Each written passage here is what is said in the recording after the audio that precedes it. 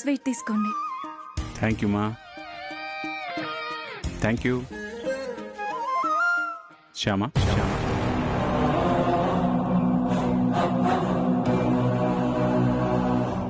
ఈ స్వీట్ లాగే మీ పాట కూడా చాలా మధురంగా ఉంది.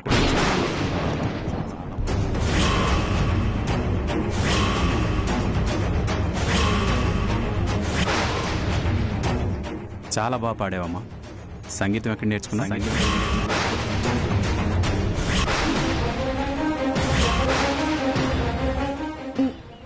నేను సంగీతం నేర్చుకోవడం ఏంటండి?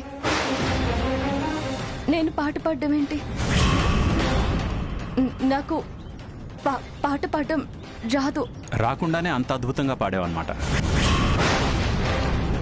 నువ్వు దూరంగా నిలబడి మైక్లో పాట పాడడం నేను చూశాను.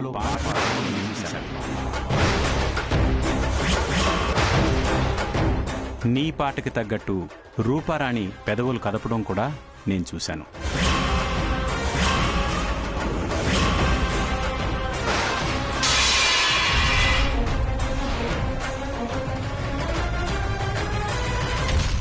చెప్పమ్మా, ఎందుకులా చేస్తున్నావు? నీ పాటతో రూపారాణికి ఎందుకు పేరు తీసుకొస్తున్నావు? ప్రతి ఒక్కరూ పేరు ప్రఖ్యాతల కోసం పాకులాడే ఈ ప్రపంచంలో నువ్వెందుకు ఇలా నీ పేరుని మరుగున పడిపోయేలా చేసుకుంటున్నావు? చెప్పమ్మా, చెప్పు, ఎందుకు ఇలా చేస్తున్నావు?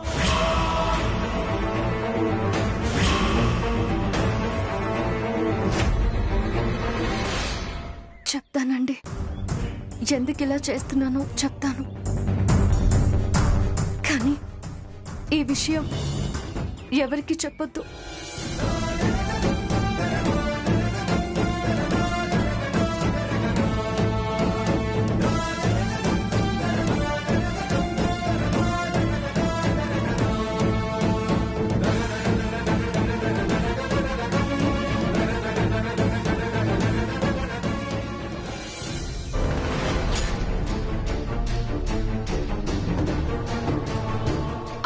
శ్యామాకు వచ్చింది కాబట్టి సరిపోయింది, లేకపోతేనా అడ్డంగా దొరికిపోయేదాన్ని.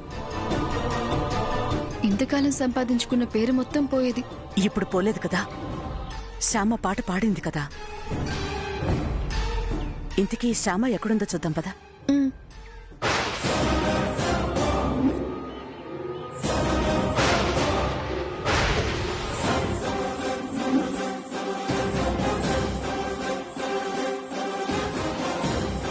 అదండి జరిగింది. అలా గురువమ్మ గారికి మాటిచ్చి ఇలా పాటలు పాడుతున్నాను. బాగుందమ్మా, మాట కోసం పాటను వదులుకున్నావు అన్నమాట.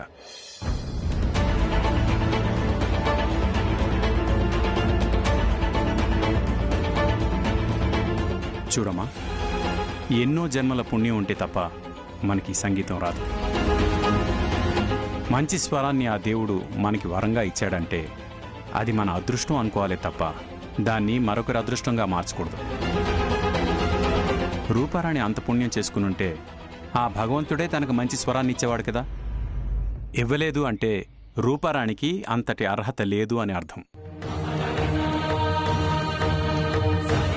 అలాంటి అర్హత లేని రూపారాణికి నువ్వు గాత్రదానం చేస్తే అది అపాత్రదానం అవుతుందమ్మా. దానం చేయొచ్చు, కానీ ఇలాంటి అపాత్ర దానం చేయకూడదు.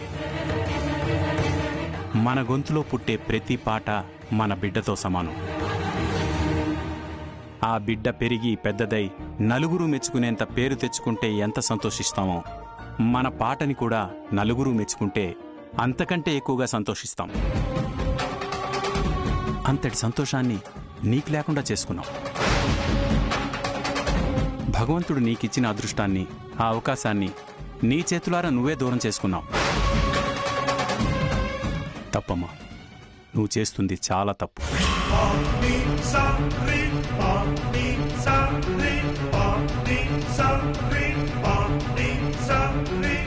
సప్త స్వరాల సాక్షిగా నువ్వు చేస్తున్నది తప్పు.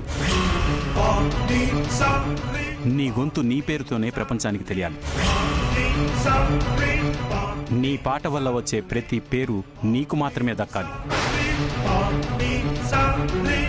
రూపారాణికి పాట పాడుతూ మాట మీద నిలబడ్డాను అనుకుంటున్నావు, కానీ నిజానికి నువ్వు సంగీతానికి చాలా అన్యాయం చేస్తున్నావు.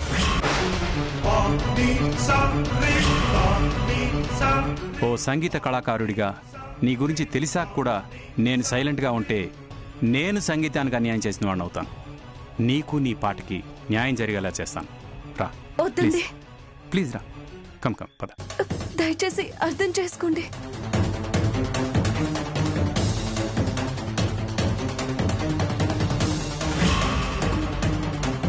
పద.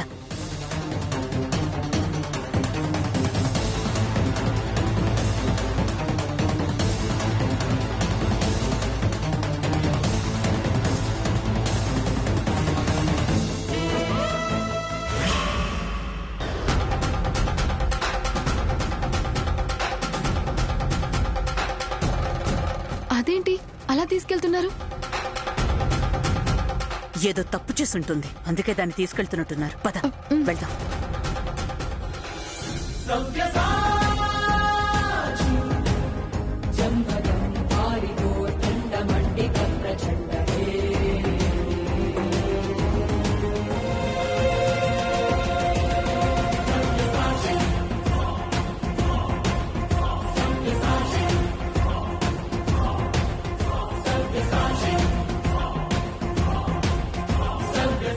ఏంటండి, ఏం జరిగింది? ఇందాక స్టేజ్ మీద పాడుతున్నప్పుడు శ్యామ ఎక్కడుందో మీరు చూసారా?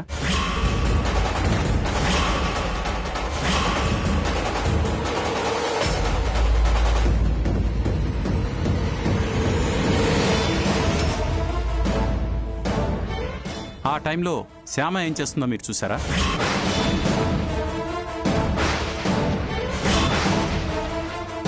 కానీ నేను చూశాను.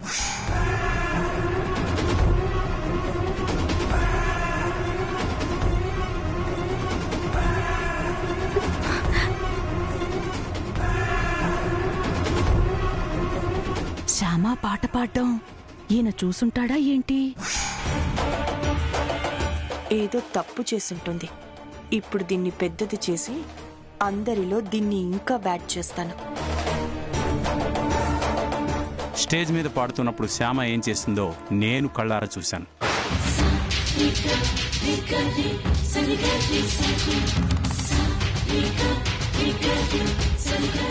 నేను పాట పాడలేదన్న విషయం ఆయనకు అర్థమైపోయింది. శ్యామనే పాడింది అన్న విషయం కూడా అర్థమైంది. ఈ రోజుతో నా కెరీర్ నాశనం అయిపోయింది.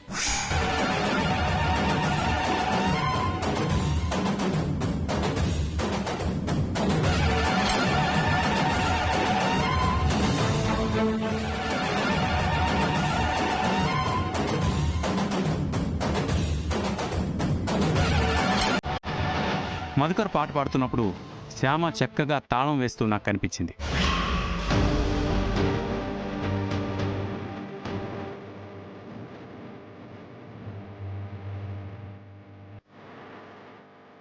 అంత శ్రద్ధగా తాళం వేసిందంటే శ్యామకి సంగీతం పట్ల చాలా ఇష్టం ఉందని అర్థం కదా.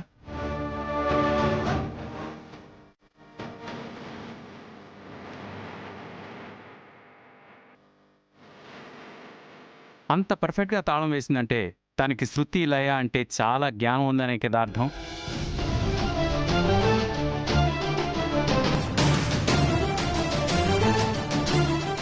అమ్మయ్యా, శ్యామ తాళం వేయడం చూశాడు, అంతేనా? పాట పాడడం చూశాడేమో అని చెప్పి తెగ కంగారు పడిపోయాను. అమ్మయ్యా,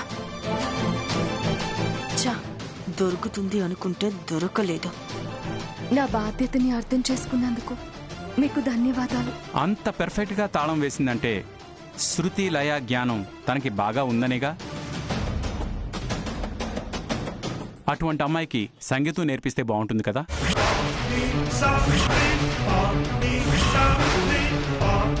అలా సంగీతం నేర్పిస్తే రూపారాణి అంత గొప్ప సింగర్ కాలేకపోయినా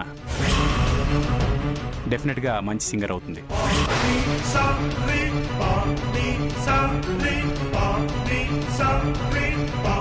నా మాట విని వెంటనే శ్యామకి సంగీతం నేర్పించండి.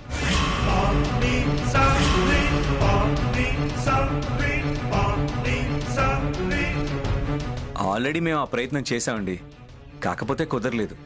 కుదరాలి, కుదిరేలా చెయ్యాలి. లేకపోతే ఒక గొప్ప సింగర్కి భర్తనని చెప్పుకునే అదృష్టం కోల్పోతావు.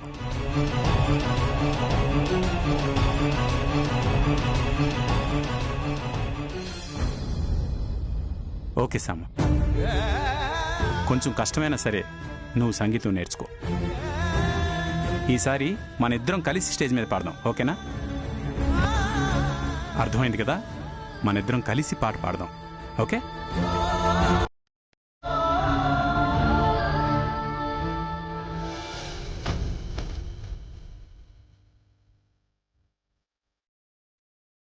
ఓకే, నేను బయలుదేరతానండి. మంచిది, చాలా థ్యాంక్స్ అండి. ఇంత బిజీగా ఉండి కూడా మేము పిలవగానే వచ్చారు. చాలా చాలా థ్యాంక్స్. మనలో మనకి థ్యాంక్స్ ఏంటండి. వస్తాను, వెళ్ళొస్తాను. Madhukar please come.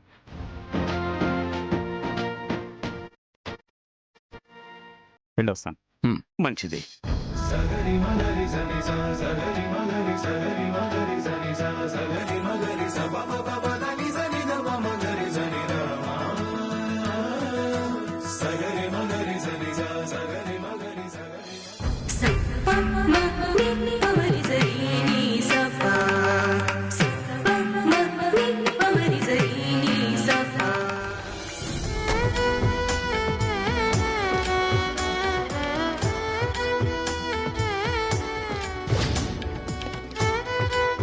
అల్లుడు గారు, నేను కూడా బయలుదేరతాను. అదేంటి మావయ్య గారు, మీరు కూడా అప్పుడే వెళ్ళిపోవాలా? వెళ్ళాలి బాబు, నాకు కొంచెం అర్జెంటు పనులున్నాయి.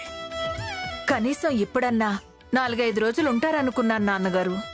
చెప్పాను కదమ్మా, అర్జెంటు పనులున్నాయి. ఈసారి వచ్చినప్పుడు ఉంటానులే, సరేనా? మీ ఇష్టం నాన్నగారు. అఖిల్, ఏంటి తాతయ్య గారు? ఆర్పి గారు చెప్పినట్లు మీ ఆవిడకి సంగీతం నేర్పించు. మంచి సింగర్ అవుతుంది, సరేనా?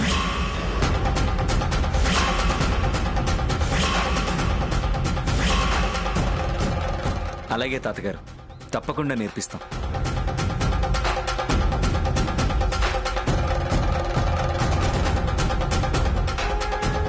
సరే, వస్తాను. సరే.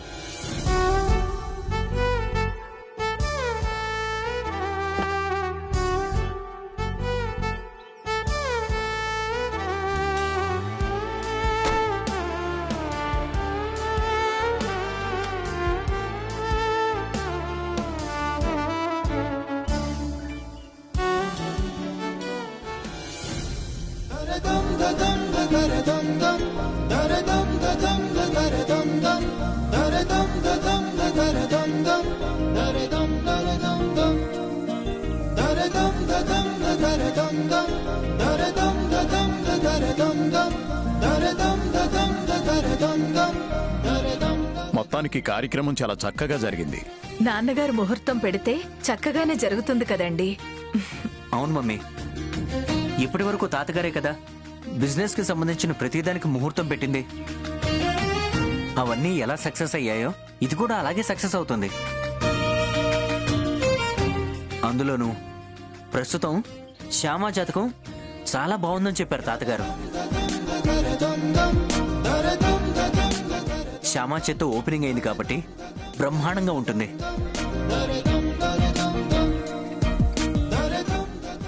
ఏమంటావు అఖిల్?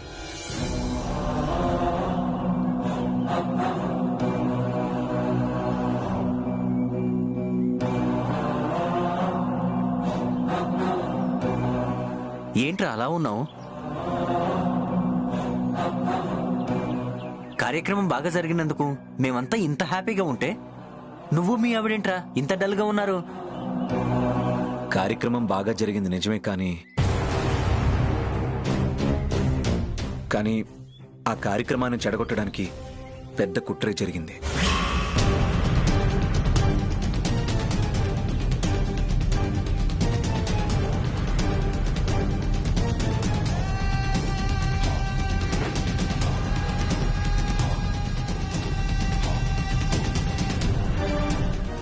ఈ కుట్రేదో ఈ ఐశ్వర్య చేసుంటుంది. నిన్నటి నుంచి దీని ప్రవర్తన చాలా తేడాగా ఉంది. కుట్ర చేశారా? కార్యక్రమం చెడగొట్టడం కోసం కుట్ర చేశారా? అవును డాడీ.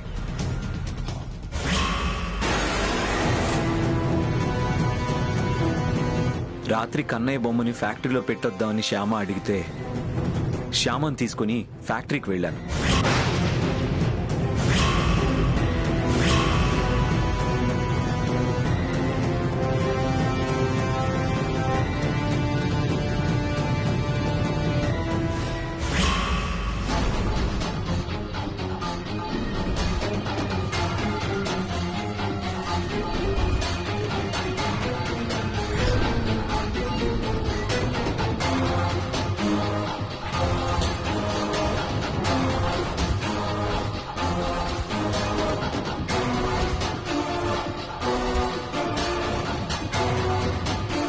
ఏంటండి ఆగారు? పదండి, కన్నయ్య బొమ్మ దొరికింది కదా. లాకెట్ పడిపోవడానికి దొరకడానికి వెనుక కన్నయ్య మనకి ఏదో చెప్పకనే చెప్తున్నాడు అనిపిస్తుంది.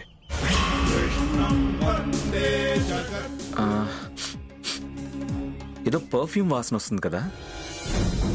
అవునండి, వస్తుంది. ఇదేదో లేడీస్ వాడే పర్ఫ్యూమ్ లా ఉంది. తెలిసిన పర్ఫ్యూమ్ లా కూడా ఉంది. ఈ టైంలో లేడీస్ ఇక్కడికి ఎవరు వచ్చి ఉంటారు? Security, security, security sir.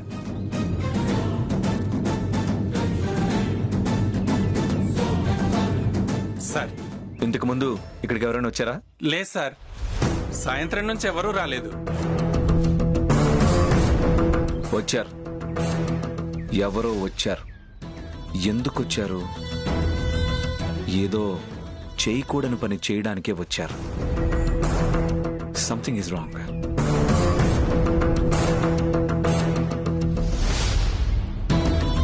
Shyama, ఒక నిమిషం ఉండొస్తాను.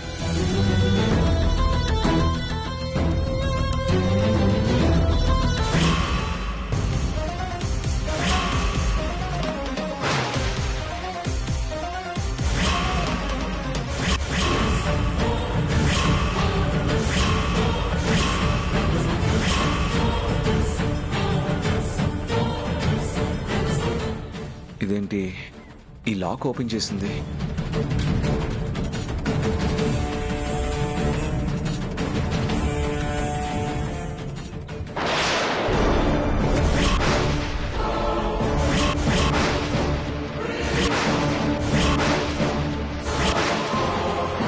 ఇదేంటి వైర్లన్నీ ఇలా రాంగ్ కనెక్షన్తో ఉన్నాయి? అంటే రేపు ఓపెనింగ్ లో శ్యామ స్విచ్ ఆన్ చేయగానే బ్లాస్టింగ్ జరిగేలా ఎవరో ప్లాన్ చేశారన్నమాట.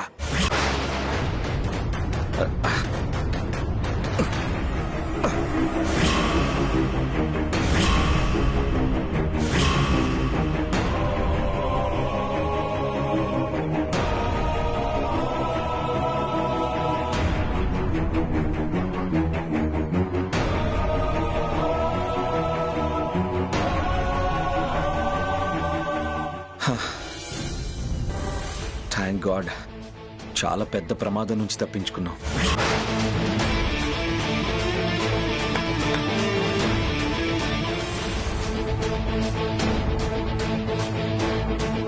శ్యామ, ఇంకా నో ప్రాబ్లం. రేపు నిర్విఘ్నంగా ఓపెనింగ్ జరుగుతుంది. నువ్వు కన్నయ్యని ఇక్కడ పెట్టడానికి తీసుకురావడం వల్ల పెద్ద ప్రమాదం తప్పింది. Thank you very much.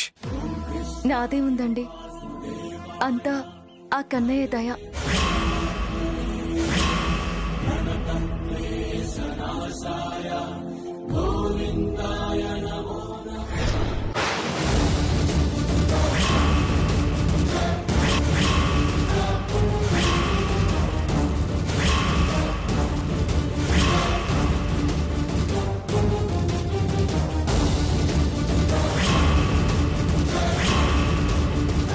నా మీదేమైనా డౌట్ వచ్చి ఉంటుందా?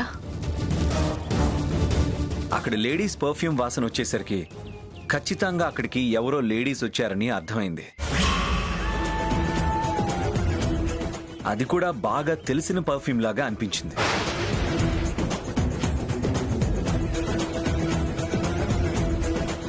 అంటే కుట్ర చేసింది లేడీస్ అయి ఉంటారా?